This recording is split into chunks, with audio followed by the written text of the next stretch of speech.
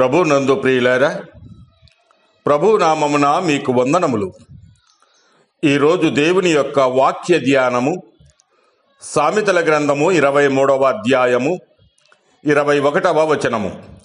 త్రాగుబోతులను తిండిబోతులను దరిద్రులగుదురు, నిద్రమత్తు చింపిగుడ్డలు ధరించుటకు కారణమగును. దేవుడి ఈ మాటలు దీవించి ఆశీర్వదించునుగాక. గమనించండి ప్రియులారా, నేటి కాలంలో 199 మంది భోజన ప్రియులని చెప్పక తప్పదు. అలా అని భోజనం చేయకూడదని కాదు, కానీ మనం బ్రతకడానికే భోజనం చేయాలి, కానీ భోజనం కొరకు మనం బ్రతకూడదని గమనించాలి. చాలామంది ఈ తిండి కొరకు ఎంత తాపత్రయపడుతూ ఉంటారో మనం గమనించవచ్చు. ఈ తిండి మనిషి మనుగడను ఎంతగా కృంగదీస్తుందో గమనించారా? మనిషి తిండి కోసం ఏం చేయమన్నా చేస్తాడు.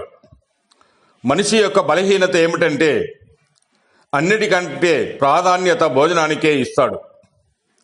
చాలామంది విశ్వాసులు, సేవకులు వారి పరిస్థితిని చూస్తే తిండి కొరకు దేవుని పని చేస్తున్నారేమో అనిపిస్తుంది.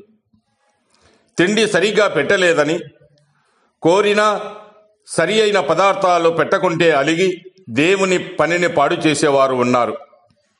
రోమాపత్రిక 14వ అధ్యాయం 20వ వచనములో భోజనము నిమిత్తము దేవుని పనిని పాడు చేయకండి అనే మాట మనము గమనించారు.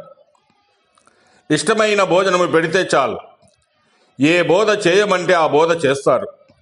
ఎంత పొగడమంటే అంత పొగుడుతారు.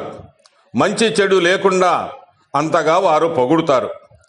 తిండి లేకుంటే, ఉన్న మంచి పదార్థాలు లేకుంటే అంతగా దురుసుగా మాట్లాడుతారు. బోధలో వాక్యాల ద్వారా రాళ్లతో కొట్టినట్లు కొడుతారు. భోజనాల దగ్గర అలుగుతారు. దేవుని పనిని పాడు చేస్తారు. భోజనం మనిషిని ఎంత కృంగదీస్తుందంటే వంట సరి లేకుంటే రోజు భార్యని కొట్టి తిట్టేవారు ఎందరో ఉన్నారు. అలా అని ఆ విషయంలో స్త్రీలు నిర్లక్ష్యము చూపడం మంచిది కాదు.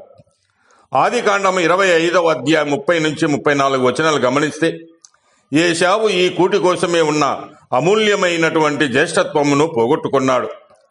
ఇజ్రాయేలీయులు కూటి కోసము, అనగా మాంసాహారం కోసము వారు ఏడ్చారు.